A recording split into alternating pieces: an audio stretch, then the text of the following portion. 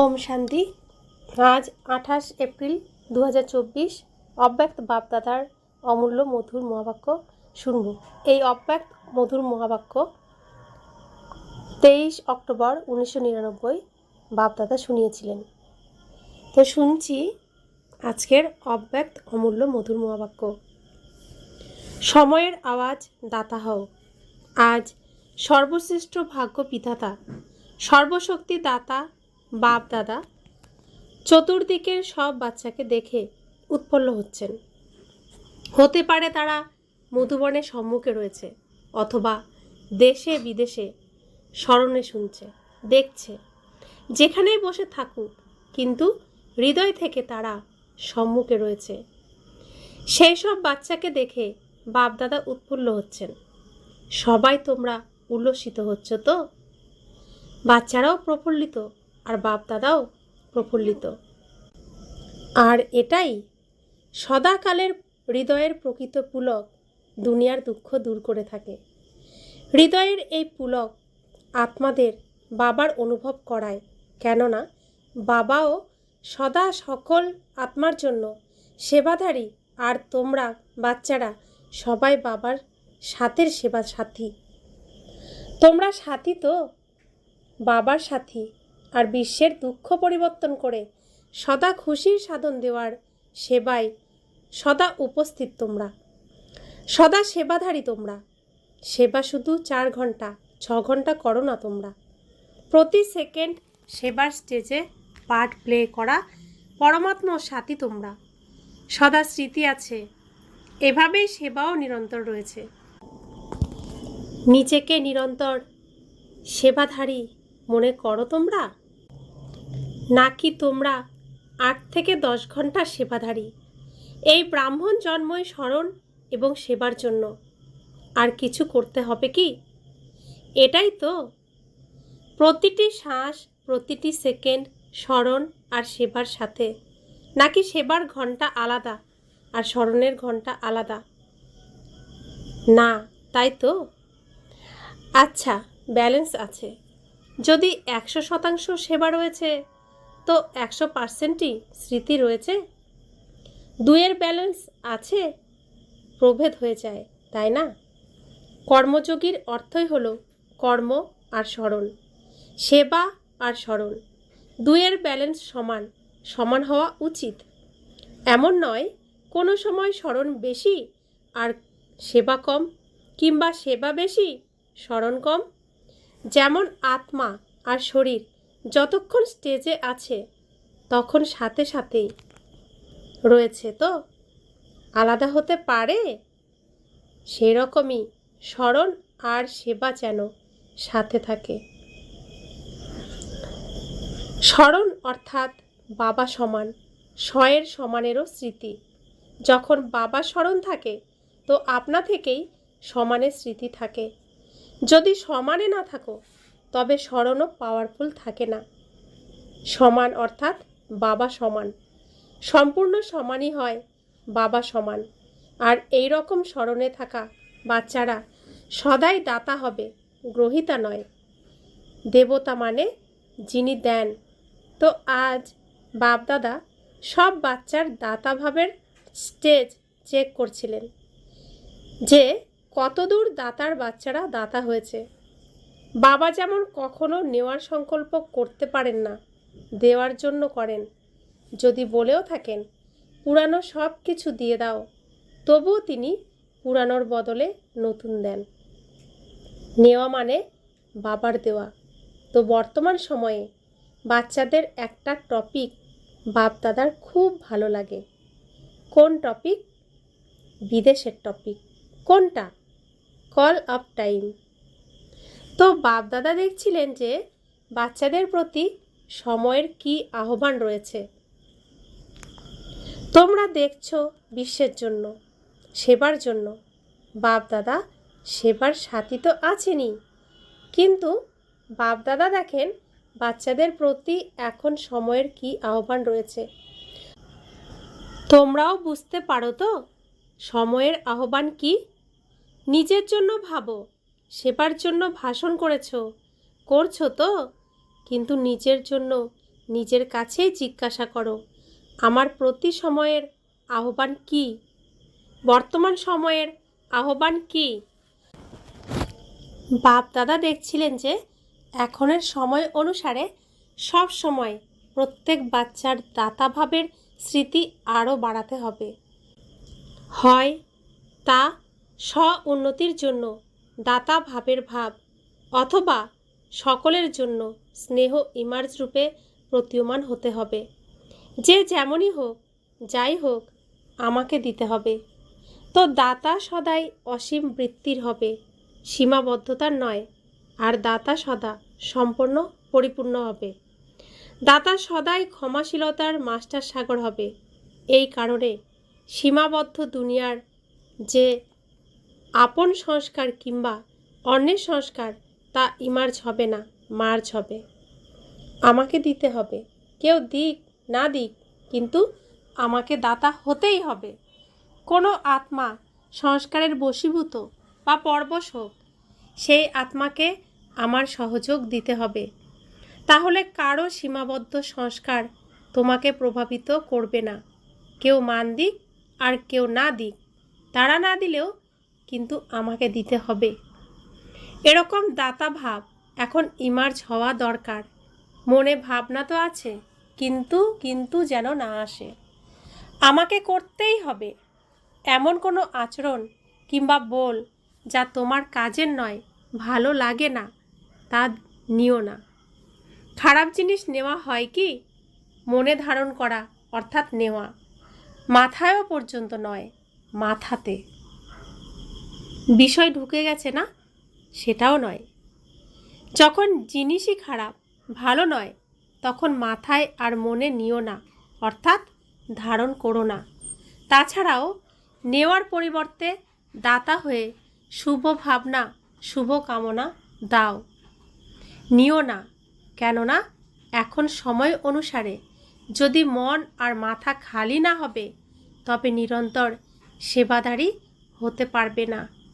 মন অথবা মাথা যদি অন্য কোনো বিষয়ে বিচি হয়ে যায়, তাহলে সেবা কি করবে?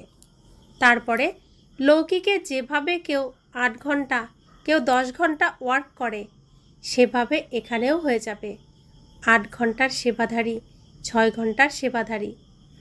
নিরন্তর সেবাদারী হতে পারবে না।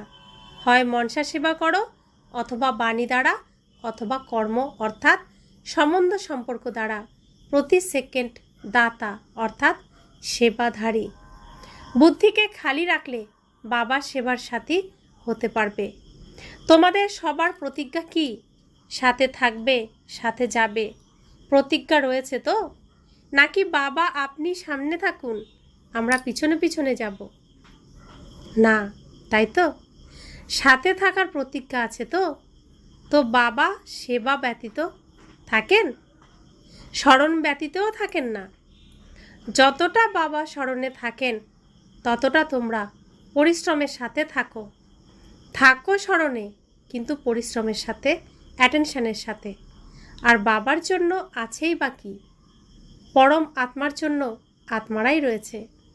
নম্বর অনুক্রমে আত্মারা তো আছেই। বাচ্চাদের স্মরণ ব্যতীত বাবা থাকতে পারেন না। তোমরা থাকতে পারো? কখনো কখনো তোমরা চাতুর্যপূর্ণ হয়ে যাও। তো কি শুনেছ তোমরা? সময়ের আওয়াজ দাতা হও। অনেক আবশ্যকতা রয়েছে। সারা বিশ্বের আত্মাদের আহ্বান, হে মোদের ইষ্ট। তোমরা ইষ্ট তো? কোনো না কোনো রূপে সকল আত্মার জন্য তোমরা ইষ্ট। তাই তো আত্মাদের এখনকার আহ্বান, হে ইষ্ট দেব দেবী, পরিবর্তন করো। এই আওয়াজ শুনতে পাচ্ছ তোমরা? এই আওয়াজ পাণ্ডবরা শুনতে পাও? শুনে তারপরে কি করছো? শুনতে যদি পাও, তাহলে স্যালভেশন দাও, পরিত্রাণ করো, নাকি ভাবো হ্যাঁ করব? আহ্বান শুনতে পাও তোমরা? সময়ের আওয়াজ শুনিয়ে থাকো, আর আত্মাদের আহ্বান শুধু শোনো। তো ইষ্ট দেবদেবী এখন নিজের দাতাভাবের রূপ ইমার্জ করো। দিতে হবে, কোনো আত্মা যেন বঞ্চিত না থেকে যায়, নয়তো অভিযোগের মালা পরতে হবে। তাহলে অভিযোগের মালা পরিয়েই তো ইষ্ট তোমরা, নাকি ফুলের মালা পরিয়েও তো ইষ্ট তোমরা?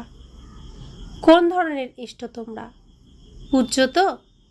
এমন ভেবো না যে আমরা তো পিছনে আসব, যারা বড় বড় তারাই দাতা হবে, আমরা কোথায় হব?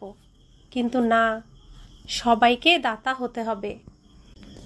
বাবা আজ আমাদের ইষ্ট দেবতা রূপে, দেবী রূপে দেখছেন।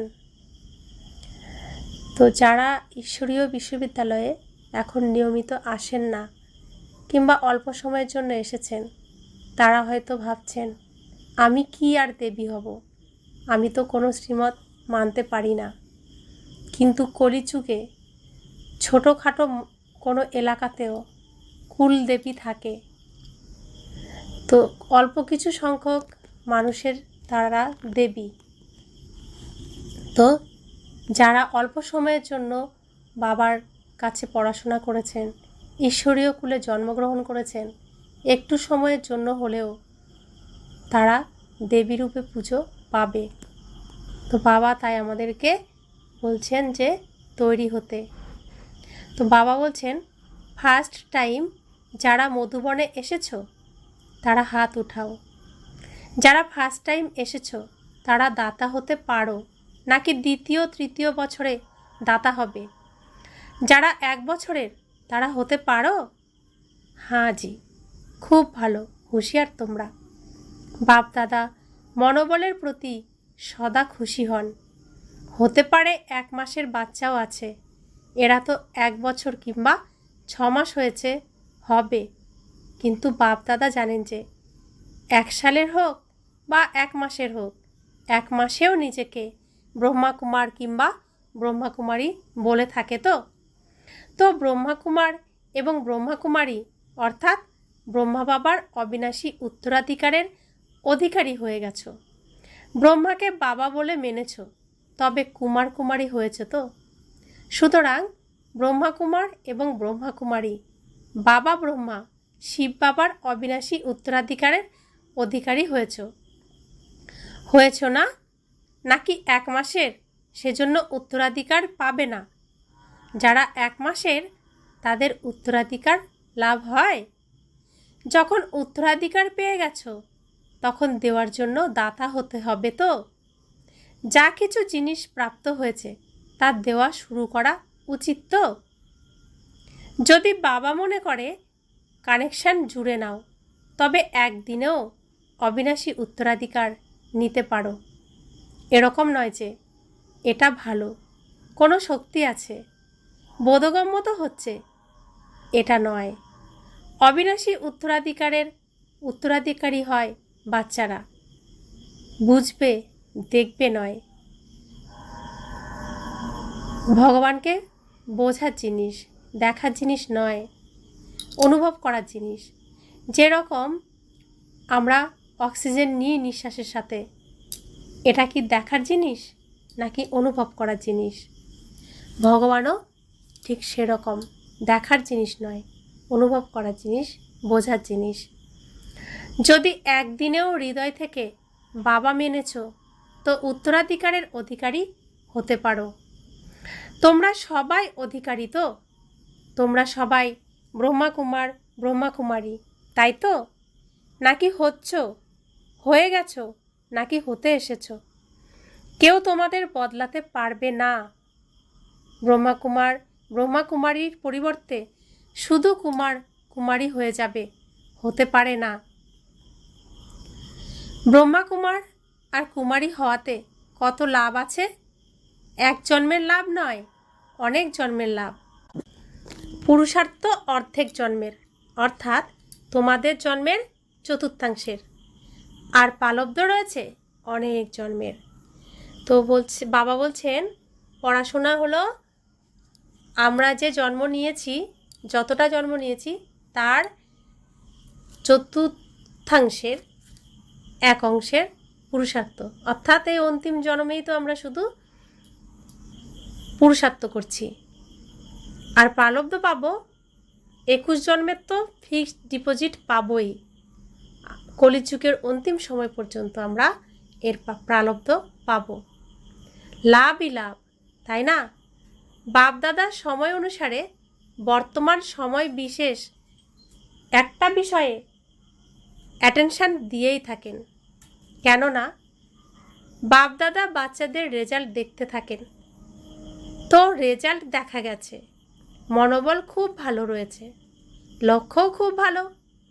লক্ষ্য অনুসারে এখন পর্যন্ত লক্ষ্য আর লক্ষণে প্রভেদ আছে।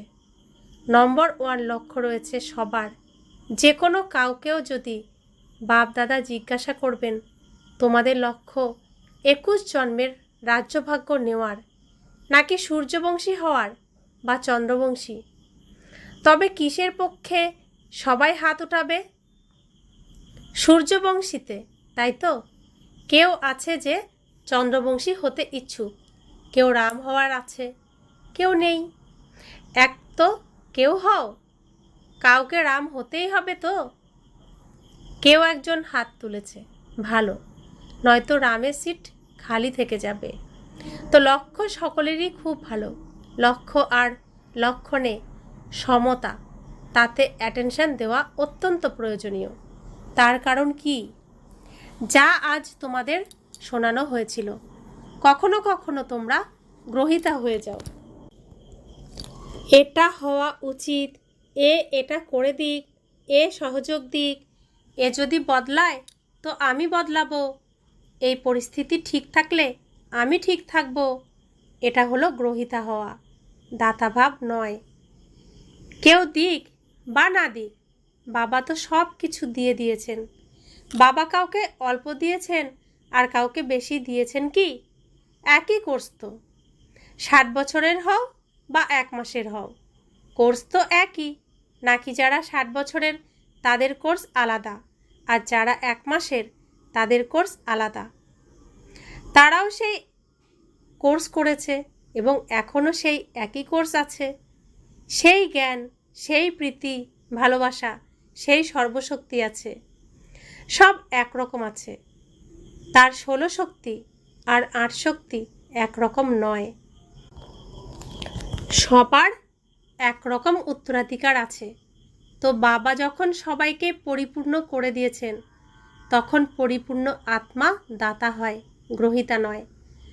আমাকে দিতে হবে, কেউ দিক বা না দিক, নেওয়ার ইচ্ছুক নয়, দেওয়াতে ইচ্ছুক।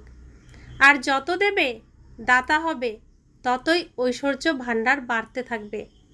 মনে করো কাউকে নিজের সমান দিয়েছ, তো অন্যকে দেওয়া অর্থাৎ নিজের সমান বাড়ানো। দেওয়া হয় না, বরং দেওয়া অর্থাৎ নেওয়া। নিও না, যদি দাও তো নেওয়া হয়ে যাবে। তো বুঝেছ সময়ের আওয়াজ কি? দাতা হও। একটা শব্দ স্মরণে রেখো, যে কোনো ব্যাপার হয়ে যাক না কেন, দাতা শব্দ সদা স্মরণে রেখো। ইচ্ছা মাত্রম অবিদ্যা, না সূক্ষ্ম নেওয়ার ইচ্ছা, না স্থূল নেওয়ার ইচ্ছা। দাতার অর্থই হলো ইচ্ছা মাত্রম অবিদ্যা। সম্পন্ন, কোনো অপ্রাপ্তি অনুভব হবে না, যাতে নেওয়ার ইচ্ছা হবে। সর্বপ্রাপ্তি সম্পন্ন। তো লক্ষ্য কি? সম্পন্ন হওয়ার তো, নাকি যতটা পাওয়া গেল সেটাই ভালো? সম্পন্ন হওয়াই সম্পূর্ণ হওয়া। আজ বিদেশিদের বিশেষ চান্স প্রাপ্ত হয়েছে, এটা ভালো। প্রথম চান্স বিদেশিরা নিয়েছে, অতি প্রিয় হয়ে গেছ। সবাইকে নিষেধ করা হয়েছে আর বিদেশিদের নিমন্ত্রণ দেওয়া হয়েছে। বাপদাদারও স্মরণে আছে সব বাচ্চা, তবুও ডবল বিদেশিদের দেখে, তাদের মনোবল দেখে খুব খুশি হন। এখন বর্তমান সময় তোমরা এত সংশয়াপন্ন হও না, এখন পার্থক্য এসে গেছে। শুরুতে তোমাদের কোশ্চেন ছিল তো ইন্ডিয়ান কালচার এবং ফরেন কালচার সম্পর্কে, এখন সেটা তোমাদের বোধগম্য হয়েছে। এখন ব্রাহ্মণ কালচারে এসে গেছো, না ইন্ডিয়ান কালচার না ফরেন কালচার, ব্রাহ্মণ কালচারে রূপান্তরিত হয়েছ। ইন্ডিয়ান কালচার অল্প স্বল্প ঝুটঝামেলা করে, কিন্তু ব্রাহ্মণ কালচার সহজ তো? ব্রাহ্মণ কালচার হলো সমানে থাকো আর স্বরাজ্য অধিকারী হও, এটাই ব্রাহ্মণ কালচার। এটা পছন্দ? পছন্দ না? এখন কোশ্চেন নেই তো? ইন্ডিয়ান কালচার কিভাবে গ্রহণ করবে? কঠিন আছে? সহজ হয়ে গেছে না? গেছে? দেখো, ওখানে ফিরে গিয়ে আবার বলবে না যেন এটা একটু কঠিন আছে। ওখানে গিয়ে এরকম লিখো না, সহজ তো বলেছিলাম কিন্তু কার্যত এটা কঠিন। সহজ নাকি একটু একটু কঠিন? সামান্যও কঠিন নয়, খুব সহজ। সমস্ত খেলা পুরো হয়ে গেছে, সেজন্য এখন হাসি আসে। এখন পরিপক্ক হয়ে গেছো তোমরা, শৈশবের খেলা এখন সমাপ্ত হয়ে গেছে, এখন অনুভবী হয়ে গেছো। আর বাপ দাদা দেখেন, পুরনোরা যত পাকা হতে থাকে তো যারা নতুন নতুন আসে তারাও পাকা হয়ে যায়। এটা ভালো, একে অপরকে ভালোভাবে সামনে এগিয়ে দিতে থাকে, পরিশ্রম ভালোই করে। এখন দাদিদের কাছে মন গড়া কাহিনী নিয়ে যাও না তো, কল্পকাহিনী নিয়ে দাদিদের কাছে যাও। এখন এসব কমে গেছে, পার্থক্য আছে। দাদি জানকীর সাথে কথা বলছেন বাবা, বলছেন তুমি এখন অসুস্থ নও তো? কল্পকাহিনীতে অসুস্থ হতে, সেটা তো শেষ হয়ে গেছে। এটা ভালো, সবার মধ্যে মহত্তম বিশেষ গুণ আছে, হৃদয়ের স্বচ্ছতা, ভিতরে কিছু রাখে না, বাইরে বের করে দেবে। যে ব্যাপারই হবে সত্যি বলে দেবে, এরকম না ওরকম, এরকম ওরকম করে না, বিষয় যেটা সেটাই বলে দেয়। এই বিশেষত্ব ভালো। সেজন্য বাবা বলেন, সত্য আর স্বচ্ছ হৃদয়ে বাবা প্রসন্ন হন। হ্যাঁ তো, হ্যাঁ না তো এমন নয়, দেখব এমন নয়, বাধ্যবাধকতায় চলে না। যদি চলে তো পুরোপুরি না, না তো না। যদি চলো তো পরিষ্কার পরিচ্ছন্ন মনে চলো, বাধ্যবাধকতায় চলো না। হয় চলো পুরোপুরি, নয়তো চলো না। আচ্ছা, যে বাচ্চারা স্মরণের স্নেহ সুমন পাঠিয়েছে বাপ দাদা, সেসব বাচ্চাকে যারা পত্র দ্বারা কিংবা কারো দ্বারা স্মরণের স্নেহ সুমন পাঠিয়েছে তা বাপ দাদা স্বীকার করেছেন। আর বাপ দাদা রিটার্নে সব বাচ্চাকে দাতাভাবের বরদান দিচ্ছেন। আচ্ছা, 1 সেকেন্ডে উঠতে পারো? পাখা পাওয়ারফুল তো? ব্যাস, বাবা বলার সাথে সাথে ওরা ড্রিল।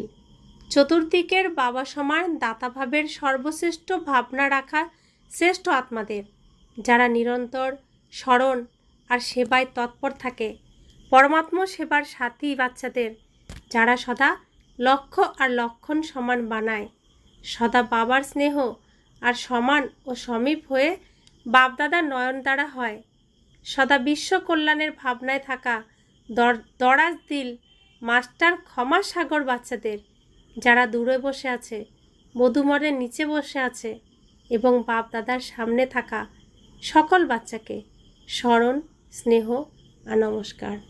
हम रूहानी बच्चों की रूहानी माता पिता बाप दादा को याद प्यार, गुड मॉर्निंग और नमस्ते नमस्ते नमस्ते।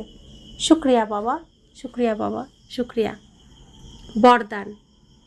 হৃদয়ে এক দিলারামকে সমাহিত করে, একের সাথে সর্বসম্বন্ধের অনুভূতি করে সন্তুষ্ট আত্মা ভব। নলেজ সমাহিত করার স্থান মাথা, কিন্তু প্রিয়তমকে সমাহিত করার স্থান হৃদয়। কোনো কোনো প্রিয় মাথা বেশি খাটায়, কিন্তু বাপ দাদা সত্য হৃদয়বানের প্রতি প্রসন্ন হন। সেজন্য হৃদয়ের অনুভব হৃদয় জানে, দিলারাম জানে। যে হৃদয় দিয়ে সেবা করে বা স্মরণ করে তাদের পরিশ্রম কম আর সন্তুষ্টতা বেশি লাভ হয়। হৃদয়বান সদা সন্তুষ্টতার গীত গায়। সময় অনুসারে তাদের একের সাথে সর্বসম্বন্ধের অনুভূতি হয়। স্লোগান, অমৃতবেলায় প্লেন বুদ্ধি হয়ে বসো, তবে সেবার নতুন বিধিসমূহ টাচ হবে। ওম শান্তি।